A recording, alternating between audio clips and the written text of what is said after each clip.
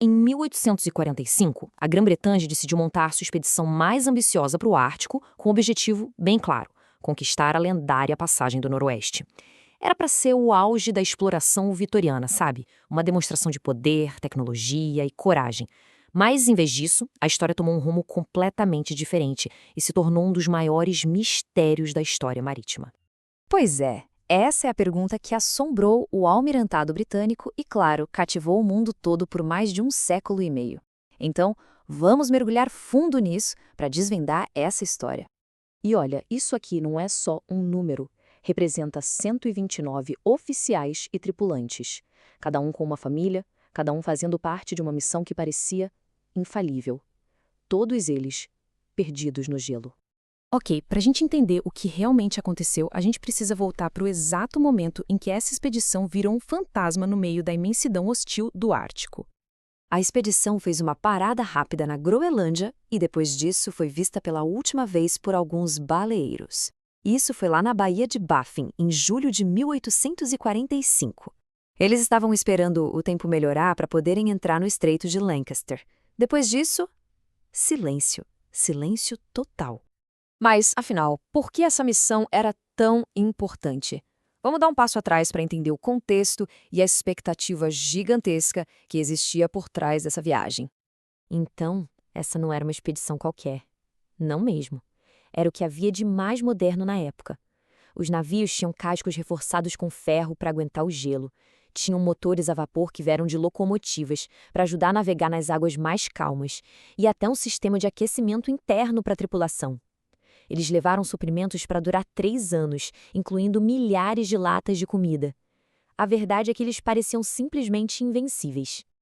E é aqui que a gente vê a grande ironia trágica da história, porque apesar de toda essa preparação, tinha falhas fatais escondidas ali no meio. As latas de comida, por exemplo, foram feitas na pressa, e a solda de chumbo era de péssima qualidade, o que podia contaminar os alimentos. A rota que eles escolheram, nossa, era extremamente perigosa, e a tripulação, o que era da Marinha, não tinha o menor preparo para uma longa e desesperada caminhada por terra. O silêncio da expedição acabou dando início a décadas de buscas frenéticas. Foi uma saga por si só, movida por angústia e muita determinação. A esposa do Franklin, a Lady Jane, foi incansável. Ela praticamente forçou o governo a agir. As primeiras pistas apareceram na Ilha Beechey, os túmulos de 3 marinheiros que morreram logo no primeiro inverno. Mas a revelação mais sombria veio do explorador John Ray.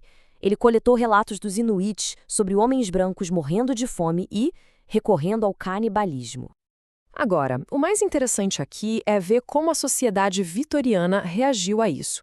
Eles ficaram horrorizados com os relatos de canibalismo, a ponto de simplesmente se recusarem a acreditar. A opinião pública, que era liderada por figuras famosas como Charles Dickens, preferiu culpar os Inuit do que aceitar que os heróis britânicos pudessem ter feito algo assim. A chave para o mistério foi totalmente descartada, por puro preconceito. A busca continuou, e finalmente, uma descoberta bem concreta deu a primeira prova real sobre o que aconteceu com a tripulação. Em 1859, a equipe do Francis McClintock encontrou isso aqui, dentro de um monte de pedras. É basicamente a arma do crime da investigação, um documento que conta a história do desastre com as próprias palavras dos oficiais. E aí, no meio da nota, a frase que confirmou o pior. Essa parte é da segunda mensagem, rabiscada nas margens em abril de 1848. É um contraste brutal com a primeira mensagem, de um ano antes, que só dizia tudo bem. Em apenas um ano, a expedição foi da confiança para a catástrofe total. E tudo começou com a morte do seu líder. A nota traça uma linha do tempo, assim, devastadora. Eles ficaram presos no gelo por mais de 1 ano e meio.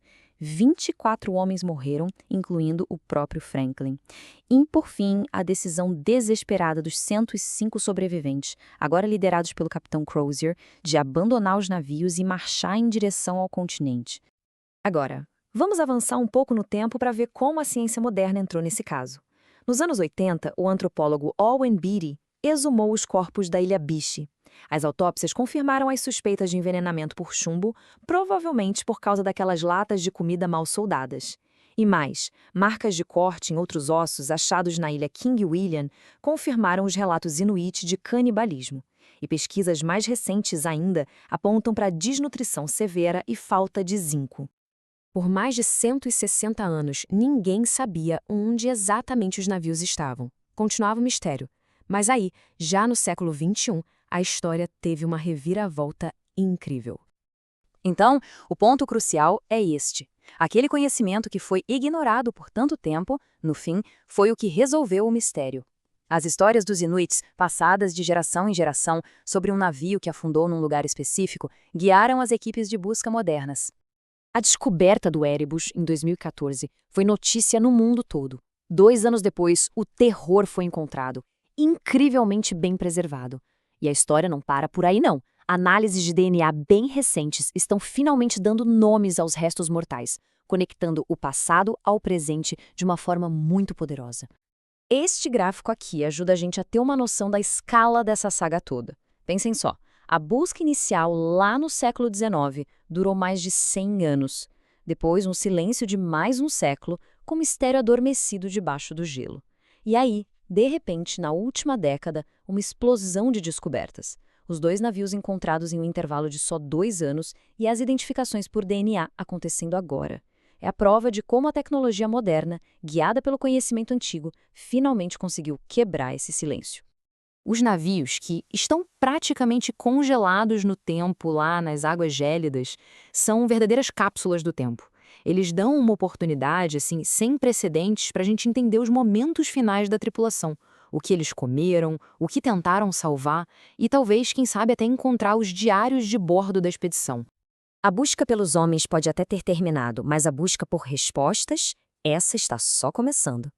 Os segredos do HMS Erebus e do terror que ficaram selados sob o gelo por quase 170 anos estão finalmente vindo à tona, reescrevendo o último capítulo de uma das histórias mais sombrias e fascinantes da exploração.